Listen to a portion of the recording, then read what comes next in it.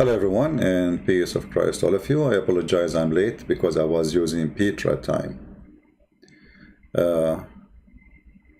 It's an Arab appointment, so I apologize for making you waiting.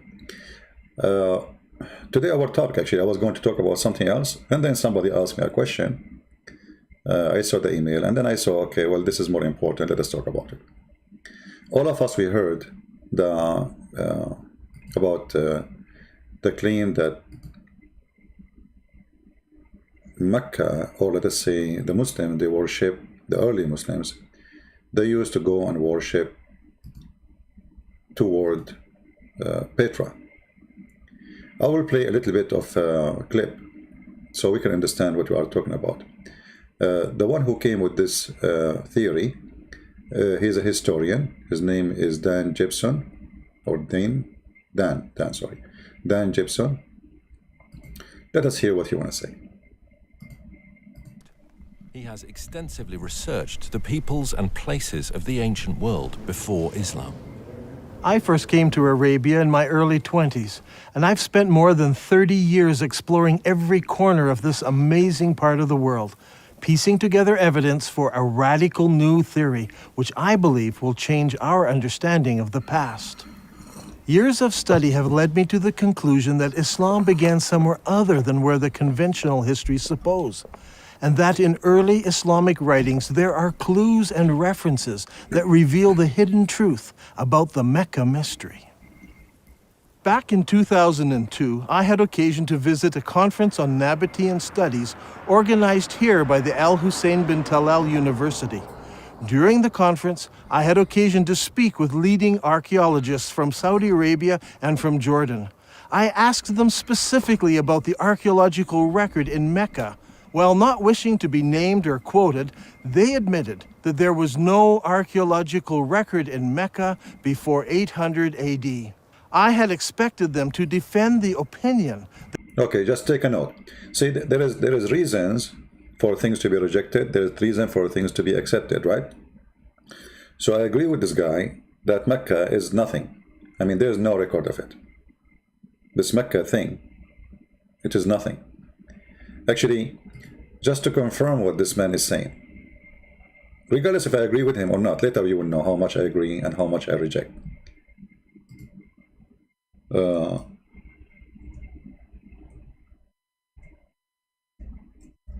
100 years ago, just 100 years ago, the Kaaba was nothing. If you see the pictures of the Kaaba, just 100 years ago, not 1,000 years ago, you will find this. Let me show you.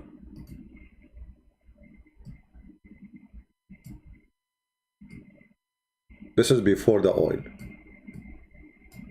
Look at this.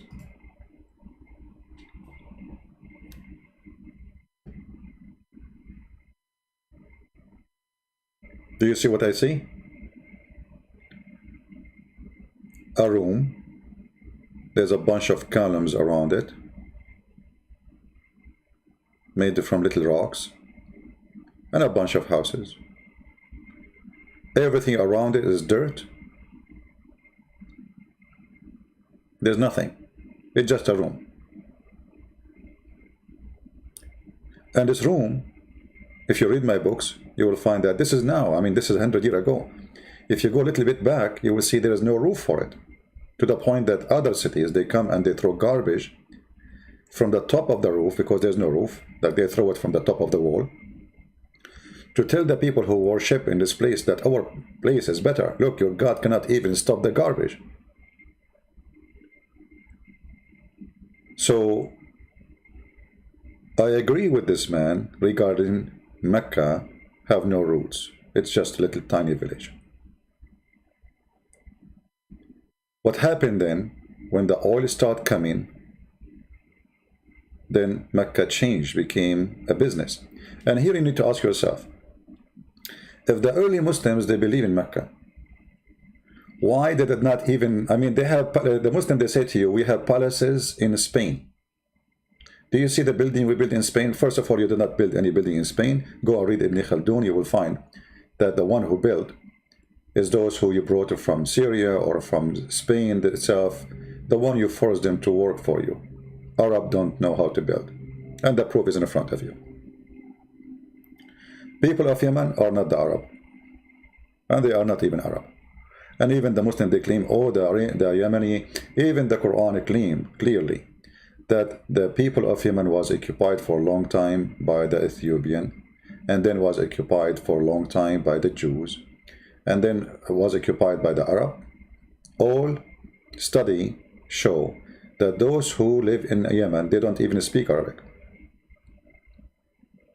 So what happened to this Mecca?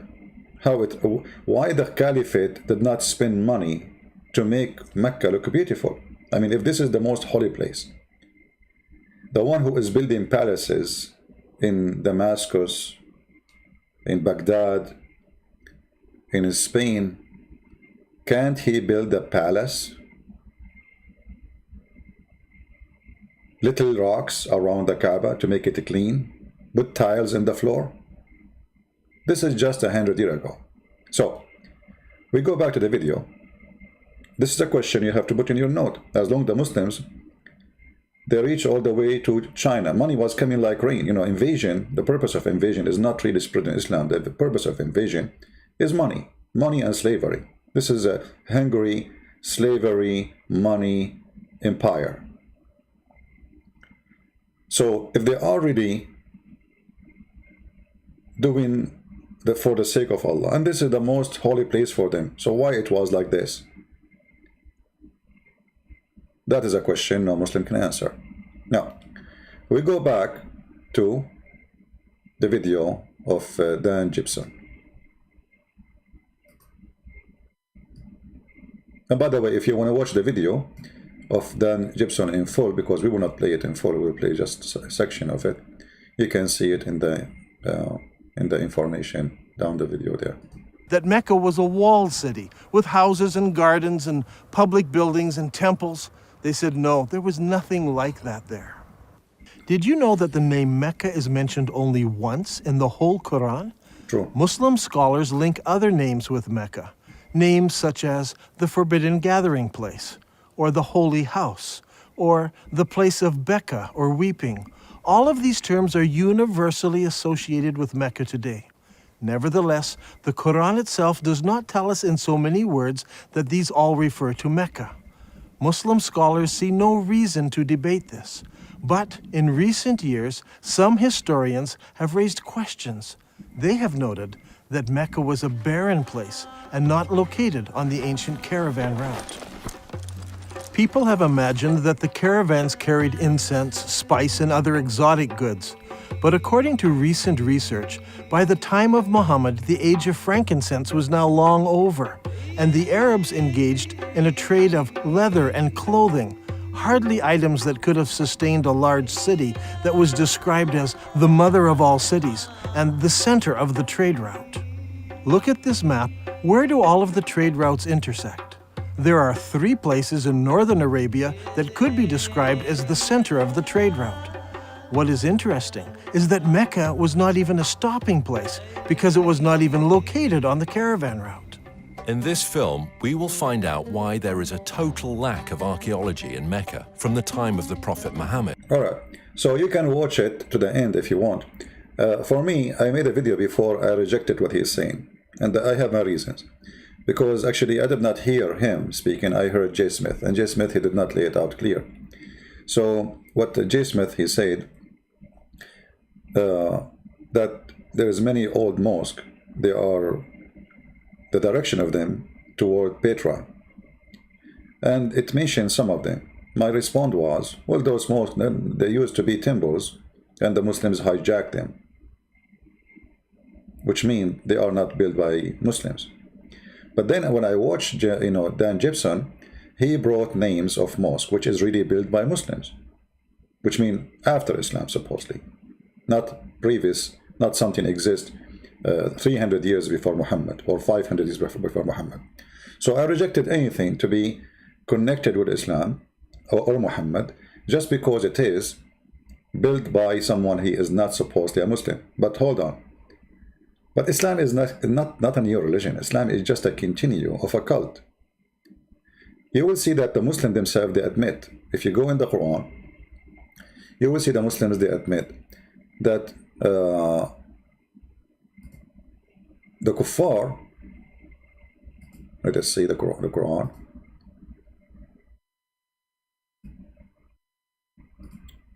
or the one who they call them mushrikeen.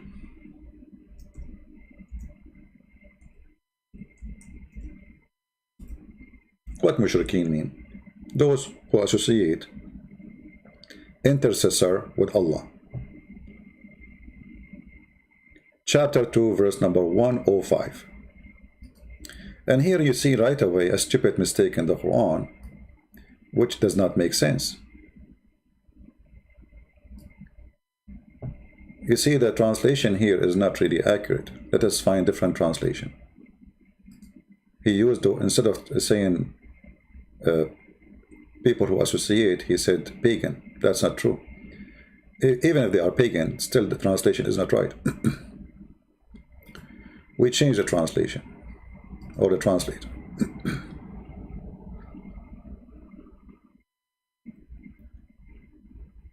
Look what happened. Chapter 2, verse 105 says, neither those who believe among the people of the scripture, the Jews and the Christians, nor the mushrikeen, this is the word in Arabic in the Quran, mushrikeen, between two brackets, the disbelievers of the oneness of Allah, idolaters, polytheists, pagan. But do you see here the stupid verse in the Quran? Look what happened. The Muslims, they say for us, first, that Christians and Jews, they used to worship Allah. Correct? They used to worship Allah. And they say Abraham worship Allah. Isa, he supposedly Jesus worship Allah. Moses, he worship Allah. But look what happened. In this verse here, it says, neither those who became kuffar from the people of the book.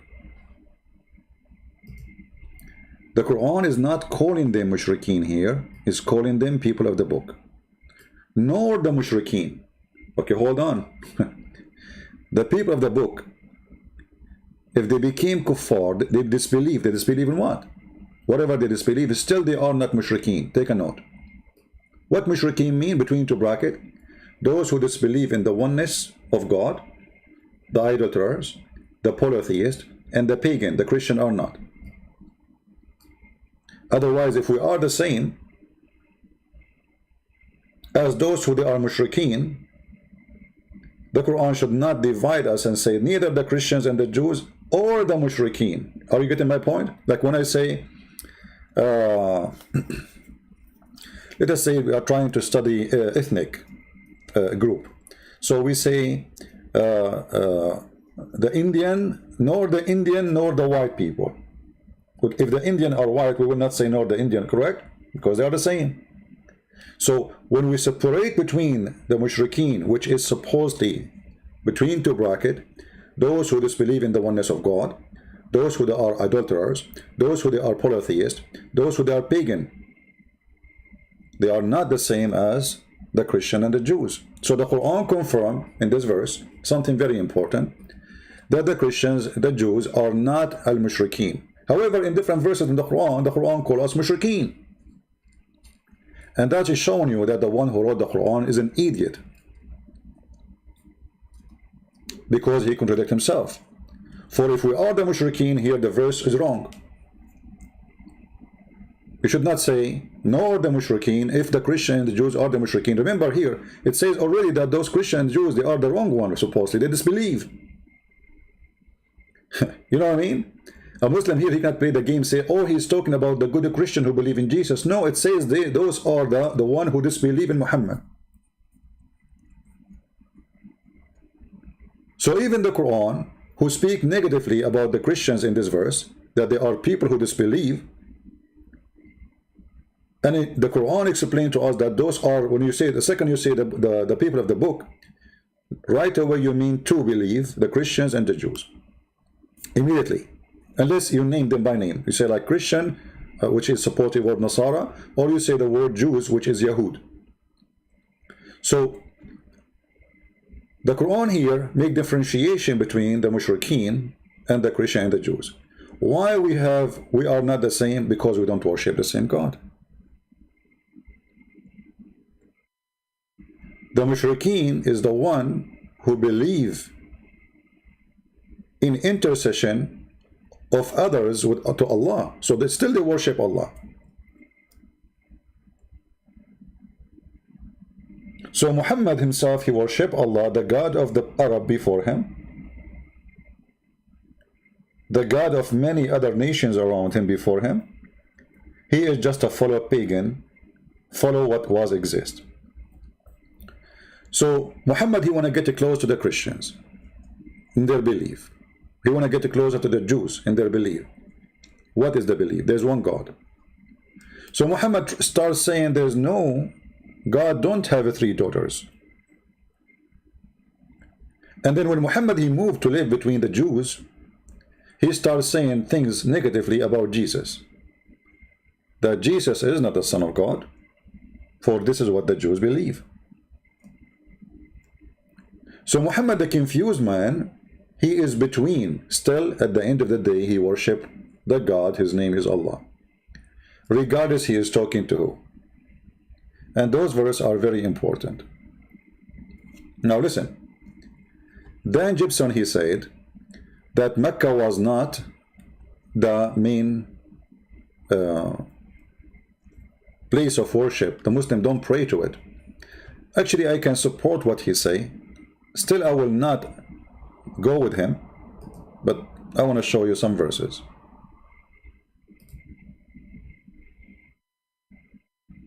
And feel free to take notes, please, if you are a person who like to study and, you know, get educated. Some people here, they are just for entertainment.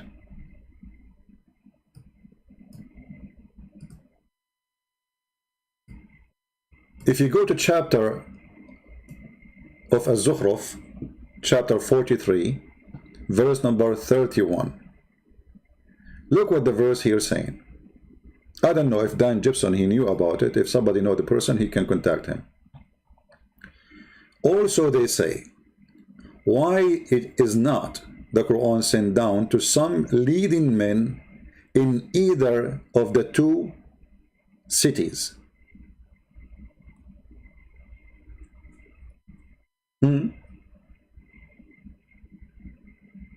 Anyone understand what's happening here? Anyone understand what is the problem with this verse?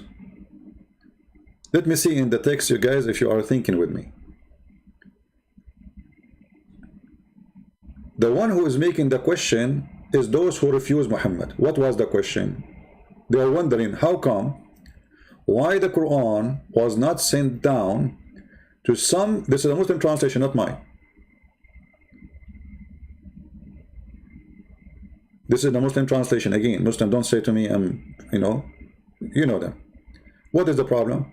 Why this Quran was not sent down to leading men or man in either of the 2 cities? Okay, hold on. Muslim, they say to us, Muhammad is a son of a great family.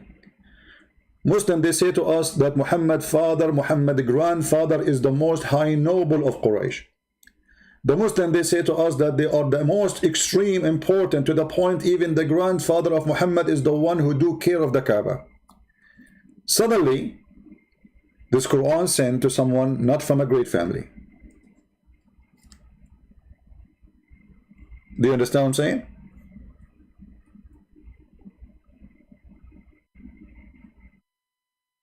Are we listening, guys? This verse in the Quran, if anyone he can have a contact with Dan Gibson, send it to him as a gift from me to him. The Quran confirmed that the Quran was sent down not to someone he is from a great family, and not for someone from the 2 cities. What cities? You go right away and you read the interpretation, you will see the Muslim, they say to you the city of Mecca and the city of At-Taif. Let us go and see the interpretation. So the Muslim will not say we are making things up. Again, chapter 43, verse number 31. Give me a second.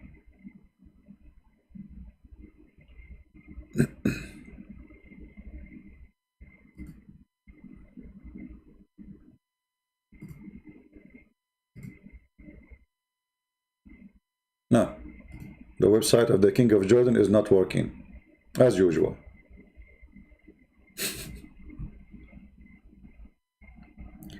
I think the King of Jordan, he chose like $5 website host.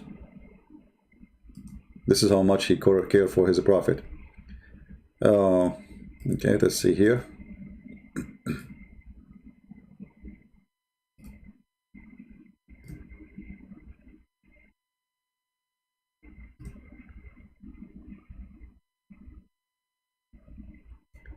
We open Ibn Kathir.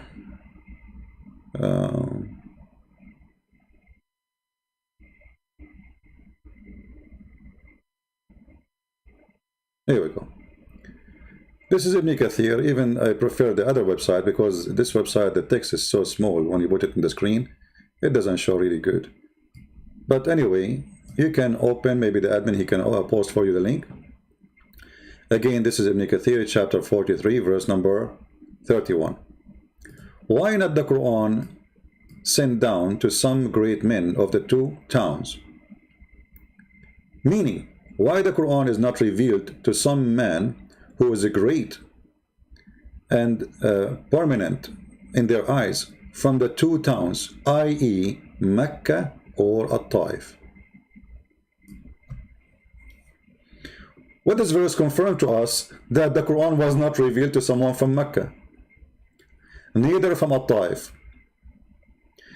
And the proof of that, you see, what is the problem? The problem is a great man or from both. Because if the complaint is why the Quran was not revealed to a great man, then there's no need to say from the city of etc. Because he is from there already. Do you understand what I'm saying? People, do you understand what I'm saying? The Muslim confirm that the complaint is like why the Quran is not sent to someone. He have two options, or let us say two description. He's a great man and he is from one of two cities, either Mecca or At-Taif. So if Muhammad was from Mecca, then this verse is wrong, because this verse should be changed. Is why this Quran was not sent to someone he is a great.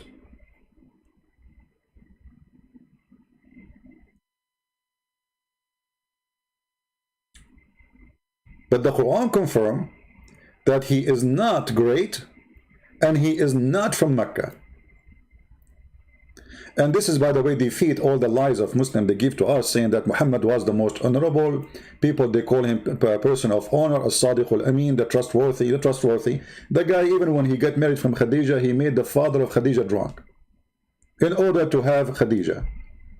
Khadija and Muhammad, they made her father drunk and they changed his clothes. And when he woke up in the morning, she told him, "You married me to Muhammad." He said, "I did not." He said, "You did." "I did not." "You did." "I did not." "You did. You were drunk." So this verse confirmed that Muhammad is not respected man, and this verse confirmed that Muhammad is not from the city of Mecca or At-Taif. So where he's from? If you go to different verse in the Quran, and again this is the Muslim interpretation, all right? If you go to different verse in the Quran, you will see it says that Allah, he sent this book to warn the people of the mother of the village and what is around it. What is the mother of the village? Muslim, for sure, they will say to you, it's Mecca.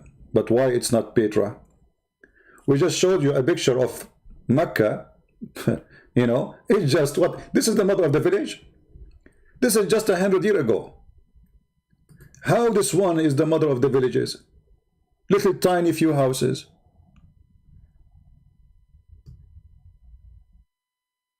This is the mother of the villages.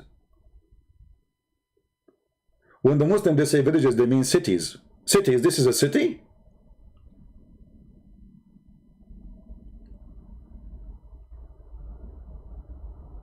Right? Obviously it's not. And this is a picture after we have cameras. So if this is not long time ago, how Mecca was in the time of Muhammad? A piece of dust?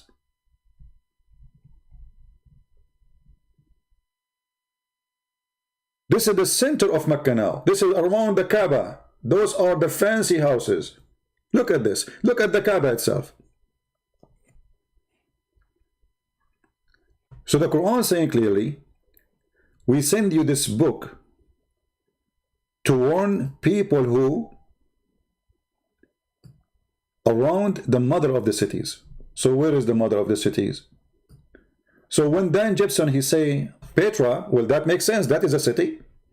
That's a great city. Amazing city. Whoever built it is a genius. We cannot call the Mecca the mother of the cities.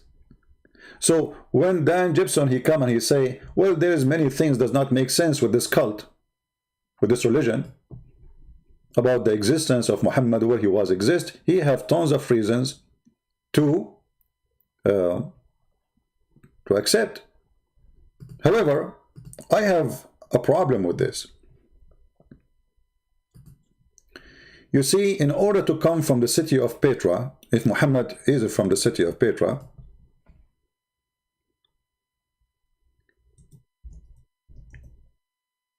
how you explain to me that he is so stupid? I know that this is not, I mean, you cannot depend history on it. You cannot say history cannot be proven by saying a guy is so stupid. But I can come with something important. A person who is coming from civilization, he should know what civilization is.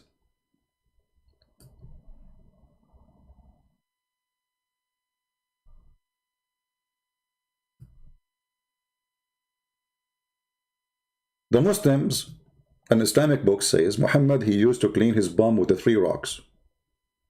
Petra is a city where they have running water. Imagine, in the desert, they have running water. Muhammad is a person whose head is full of lies. Muhammad is a person who believes in stupid things nobody believes in. Those are smart people. So the first objection I have that Muhammad is from Petra, that this is an insult to Petra people. He cannot be from them. So it's possible that Muhammad was sent supposedly to people of Petra to fool them, not to the people of Mecca, but he is not from Petra. How we can prove that? If you go in the Quran, let us do this.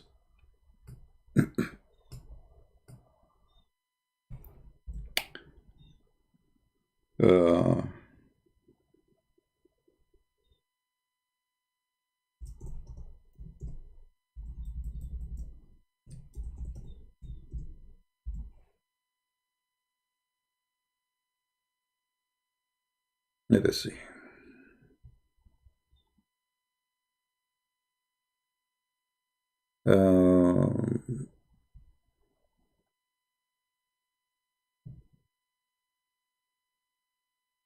There's many verses actually I want to show you, but I want to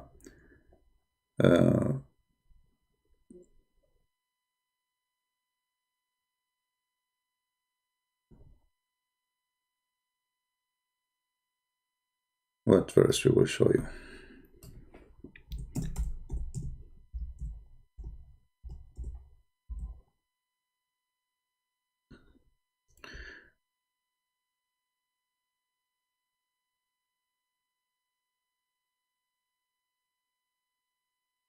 Read this verse with me.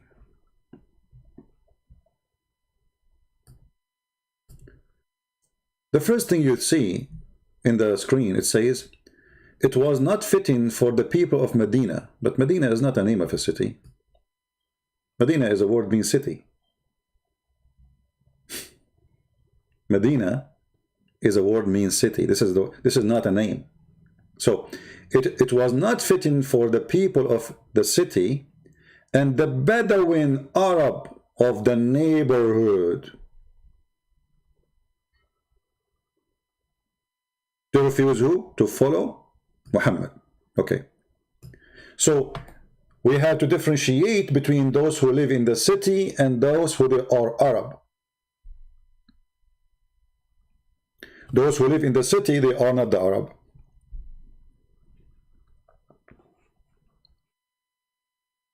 Are you getting my point? People are getting my point? You see, because we are using different account now, we have a low number of viewers. People do not know we are here. Invite your friends, please. We have only like 700-800.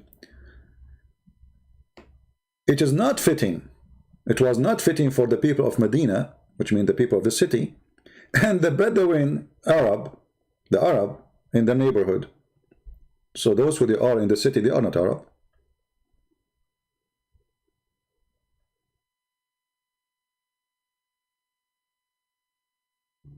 Because all the Arab are Bedouin anyway. All the Arab are Bedouin. The second you say the word Arab, you are saying actually Bedouin. Arab does not mean an ethnic. Arab is a word mean people of the desert. I made a video about it, you can watch it. This is coming from the Aramaic language. Aram is a person who lives in the high hills. Arab is any person who lives in the desert. Actually, it means savage, people who live in the desert, they don't wash, they don't have any civilization. So Arab is a word was used as an insult. Like if somebody want to insult you, he would say you are an Arab. Because you don't wash, you don't have civil life, you don't have a house, you are just a person who live in the desert, there's no water. I'm not insulting the people, by the way, I'm just telling you how it is. So, the Arab people, supposedly I'm an Arab, live in the desert, they move from place to place, they have their own tents, and then they will say to you that the Arab, they became people who live in the cities. That's what they say, right? Okay. But still, why you call them Arab then? The verse here differentiate between two groups. People who live in a city and people who they are the Arab. You will see here it's adding the word Bedouin. The word in the Arabic here, it doesn't say anything about Bedouin. It says Al-A'rab. Those are the real Arab. And this is the word in front of us. You ask Muslims who are the Arab, they say to you, the Arab of the desert. Isn't it Muhammad an Arab of the desert?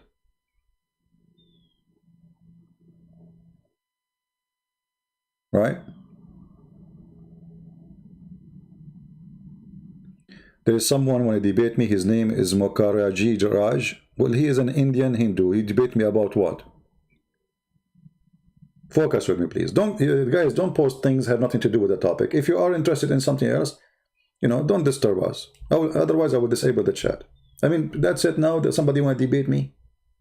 Focus. We are sharing with you important information. Your brain in a different place.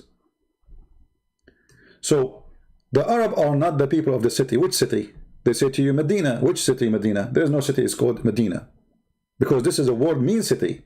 Have you ever heard of somebody calling a city, city?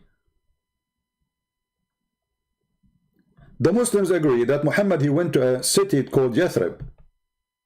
Okay. And Yathrib name changed to a Medina. But Medina means city. So Muhammad, he could not even find a name for it. But because they are disconnected with their own Quran, they could not explain it better than this way. It was not fitting to the people of Medina and Bedouin Arab. Okay. But the Quran says we send you as a messenger to the mother of the cities and what is around it. Is that Mecca? Or this is city? Why the Quran did not mention the name of the city?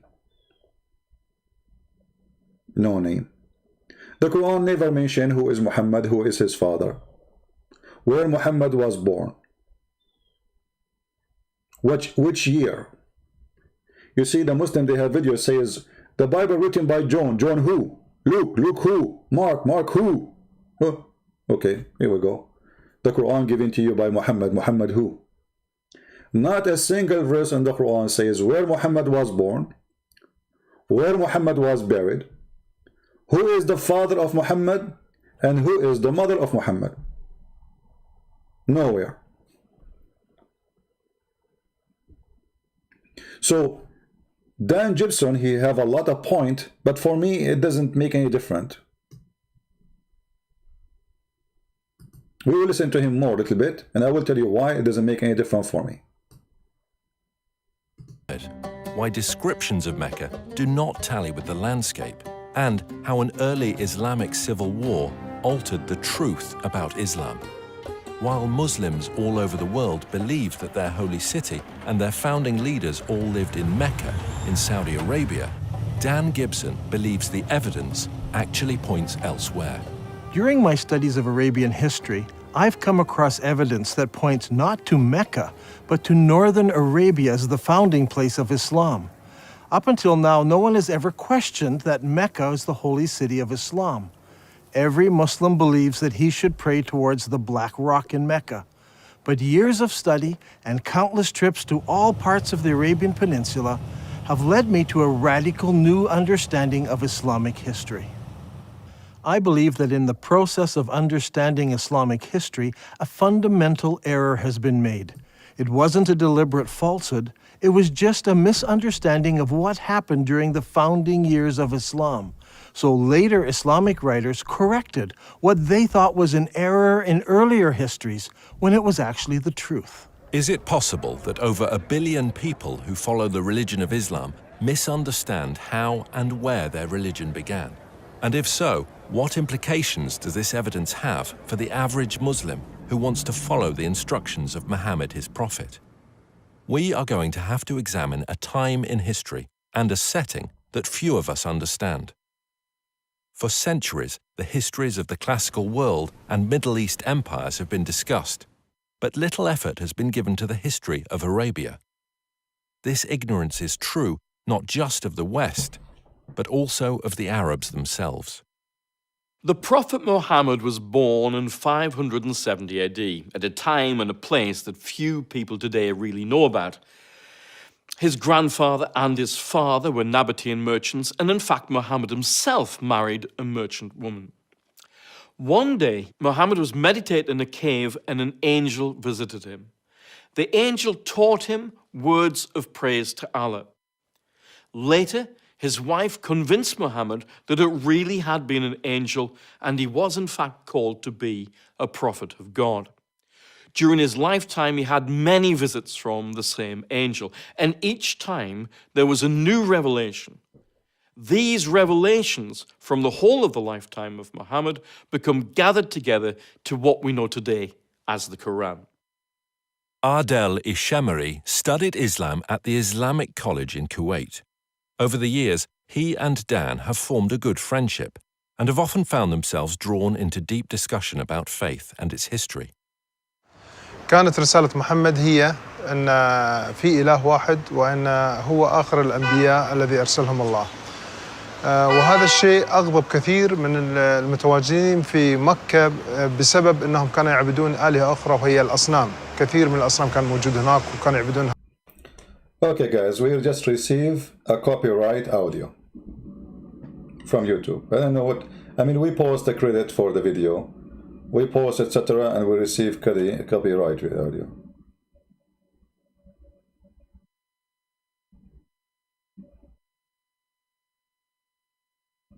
Can you believe it?